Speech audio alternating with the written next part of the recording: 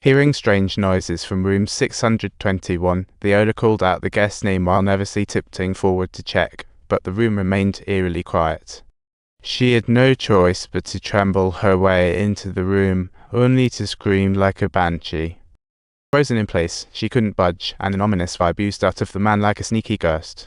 It slinked down the corridor to who knows where, and soon after, the police whisked away the man's body. The story of the haunted hotel spread like wildfire among the locals that night.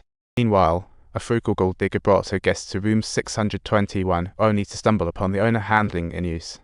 Upon hearing of the suicide, the chubby man fled without getting his overnight money back. Xiaoyu urged the landlady to act to protect her business. Find an exorcist, pronto, said Xiaoyu, but the owner looked less than thrilled at the idea. She said room 621 would close permanently. The landlady left at once. But then she turned around and nearly tripped over Thai mastermind Po, oddly leaving out the ghost story. Instead, she told Mang Po that her son's mental state had not been good recently, meaning his spirits weren't okay, so keep that in mind, okay?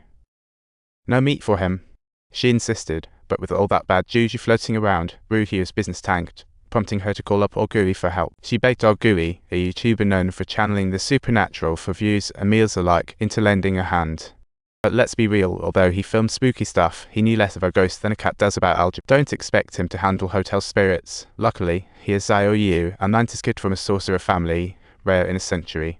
Rumor has it, those with this cosmic calling are marked by fate as celestial beings. But let's face it, even with an impressive background, if you lack the drive to hunt ghosts, you're just a fancy paperweight. Xiaoyu, although he learned a trick or two from his dad, had zero respect for the supernatural and certainly didn't take Dad's advice to heart. He only cared about earning for a luxury car. I just bought a 2021 Tesla Model 3 on Gumtree. Bought it for just $99k, saving over $130k. Drives like new. New cars depreciate fast. Buying on Gumtree is a bargain car's a project with a 3-day test drive. I worry free. Even in the end, he purposely shouted out his own name, and his buddy Oguri joined in the ruckus. During an exorcism, shouting your own name is a big no-no, as it can give evil spirits a huge gotcha. It could even bring a curse of bad luck. Dad was furious and reprimanded Xiaoyu. This is serious business, not a joke. Subtitles. No matter what he said, Xiaoyu always wore a look of contempt. Just as the two were arguing, the junior sister disciple nearby She suddenly felt unwell. Her body started shaking continuously, and then she began to vomit non-stop. Everyone realized the sister was afflicted by evil energy. Grandpa, noting the urgency, ordered her to be taken to the exorcism temple. And to the second-tier exorcist, Xiaomin, who had learned the ropes under Grandpa's watchful eye and had since become a solo act. With a quick flick, Xiaomin banished the evil energy from her, and the crowd wasted no time in bowing down to the hill. He stuck a joss stick in the boner, thinking they had wrapped it up, when the sister disciple acted up again. Her eyes turned bloodshot in an instant, and she lunged at Xiaoyu like a possessed superhero. Despite the fact that those around were desperately trying to pull her away, they were unable to separate her at all.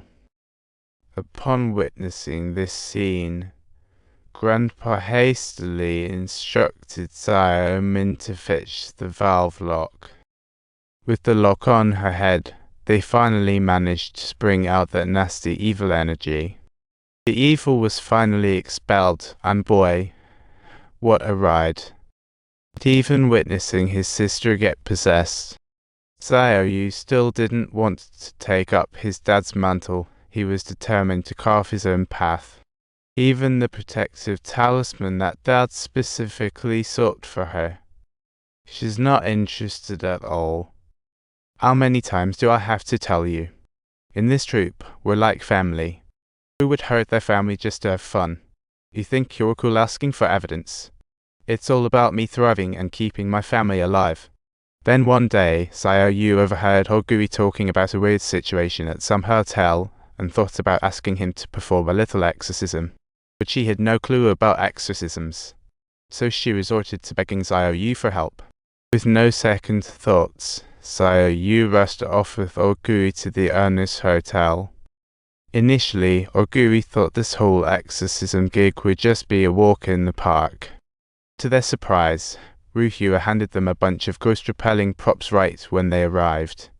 Even the owner slipped them a red envelope. After some inquiries, they discovered someone had just kicked the bucket at the hotel.